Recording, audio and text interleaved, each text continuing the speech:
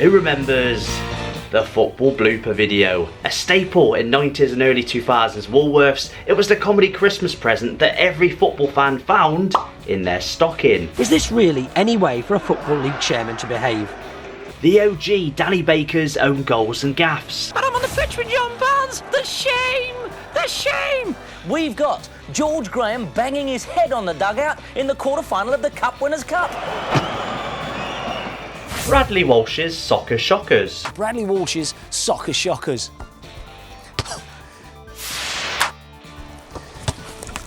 You clumsy. And of course the inspiration for today's video, Nick Hancock's football nightmares. He's clear. He's clear. He's clearly a twat. And the keeper said something to him, but he's missed that as well. Look left, look right, look like a prat. To be fair, the list goes on and on and on. Even Gordon Ramsay had a go. But despite the increased professionalism over the years, Jack Grealish!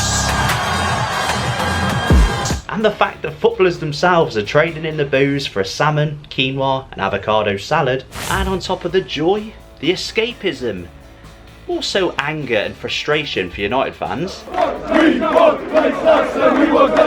Football today has more bloopers, blunders, gaffs, mares, nightmares than ever before. And that's just with VAR. Give it. Coming back for the offside, mate. Just checking the offside, delay. Just get a tight angle. Hey, Happy with this angle? you organise, you don't Yeah. 2D line on the boot. 2D line on the boot. Check complete. It's fine. Perfect. Yeah. Wait. Good process, The carry on-field on. decision was offside. Yeah, Yeah, it's onside. The image you gave me was onside. Left back. he's gone offside. Despite vast improvements in technology, coaching, facilities, maybe again not so much if you're a Man United fan.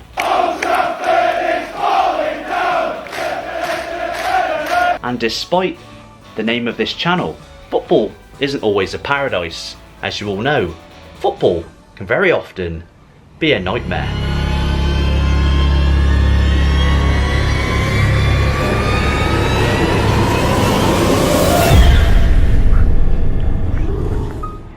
So here I am in my hometown of Cheltenham, known to many for horse racing, but it's now known for Cheltenham Town's shoddy start to the 23-24 season. They failed to score any goals whatsoever in their first 11 league games. So if this isn't a football nightmare, I don't know what is. And people ask me why I don't follow my local team. People also ask me why I don't follow women's football. Oh, controversial. It's simply impossible to answer that question because you know no matter what you say, someone is going to take offence. But let's just say that bloopers, nightmares, aren't just exclusive to the men's game. So own goals happen. It's a nightmare for any player scoring an own goal. Midfield exchanges early, first opportunity to get the ball in, and unlucky. it's an own goal. That's come off the boot of Michaela Moore. New Zealand's Michaela Moore has an absolute nightmare against the USA as she goes and scores another own goal. Come again, looking to set home their advantage, and it's another own goal, and I think it's by the same player. I think that's come off Michaela Moore again, has it? 2 own goals in a match. Surely that's as bad as it gets for any player. Well, there's Margaret Pearson to the area. Riley struggling to keep up, and it is another own goal for Michaela Moore. It's extraordinary. Yep, she scored a third. 3 own goals in a match. Oh, hang on. Not just a match. 3 own goals in 30 minutes. Remember though lads, the real nightmare isn't the own goals. It's the sheer panic the commentators face as they fear for their jobs in case they say something critical.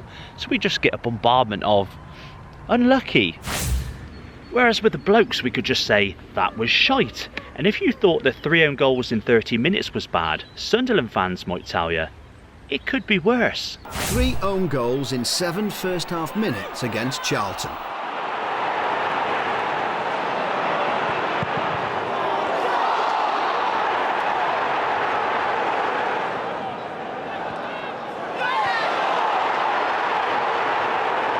Sunderland lost the match 3-1. 2 goals and 1 assist for Michael Proctor. John Walters was the first Stoke player to score a Premier League hat-trick. He was also the first Stoke player to score 2 own goals and miss a penalty in the same game. Sometimes football gets me asking myself questions like, why do we get outraged when Americans refer to our glorious sport as soccer, yet we welcome shows like Soccer AM and Soccer Saturday with open arms? Why do football YouTubers shout and shake with excitement as they introduce their videos? And how on earth can a goalkeeper who played in a Champions League final just a few months prior put on a Man United shirt and play like this? Oh, that's a mistake by Onana. Trouble here. When you play that way, is that if you do give the ball away like Delo has done. To be fair, let's not pretend that David De Gea didn't have some absolute howlers too. What on earth was David De Gea doing? What an appalling piece of goalkeeping. One of the worst howlers you'll see all season. It must be a Man United thing because the list just goes on and on. And Mendes has tried to lob it over him. Oh, you see that go in. That was a linesman. Has kept his flag down.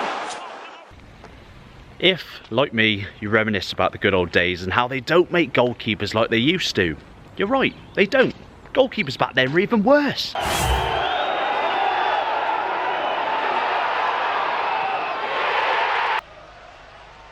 Orn Forrest attempted clearance was charged down, and here's Ian Dowie. Thank you very much. And Stan Collymore has got a goal that he can hardly bring himself to accept, but they all count, as they say. I just had to give another nod to Nick Hancock, didn't I? You might remember this video for one man. No, not Nick. Peter Devine.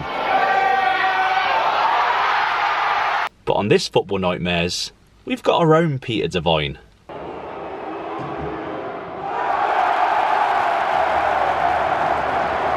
Just to be fair, it's 2023. Let's have a Patricia Devine, shall we?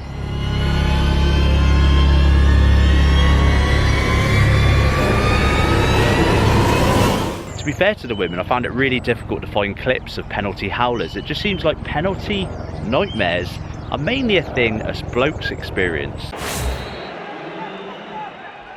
What's he done? Well, he pretended to take it and then didn't seem to take it. And the referee's given a free kick the other way. Tell us what happened. What happened? I don't know. Over to Japan now for the J-League Cup, where 9 penalties were missed in a row. How was that even possible?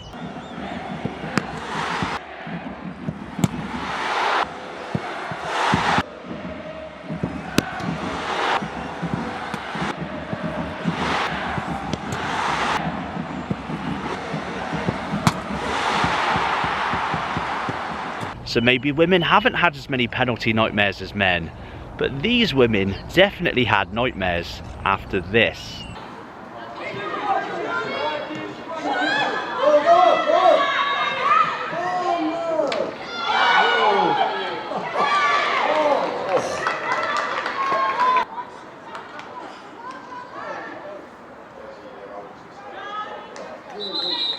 Ladies, you just got to dust yourself off and get back on with it.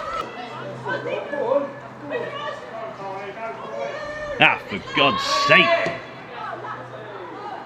What I love about football is no matter what gender you are, what country you're from and what league you're playing, we all blame the goalie. Oh my goodness me! Or maybe the ref. And of course, in Alex Ferguson's case, the shirt. We're surprised when the team came out for the second half, Alec. You'd actually changed your shirts. What was the thinking behind that? Straightforward, the players don't like the grey strip. But enough's enough, really, as far as I'm concerned. The grey kit had been launched last summer, yet the team hadn't won a single Premiership game in it. You think they should dump their grey kit? No. So obviously this shirt is difficult to see, but you can see that Beckham is spelt correctly. That's not to say that Beckham was always spelt correctly on the back of his Man United shirt. He indeed had a nightmare of his own. The most notable nightmares, of course, come from the biggest names in the biggest games. Take Slippy G. This does not slip, man! This does not slip! Slippy T. Chance to win the Champions League for Chelsea. And of course, overpriced, expensive players doing low-budget things.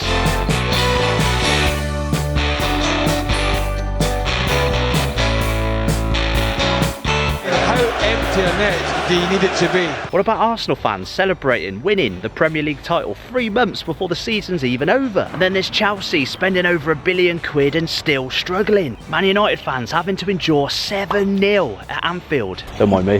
What do we say about Man City, the bloody treble winners? They're not going to have any nightmares, are they?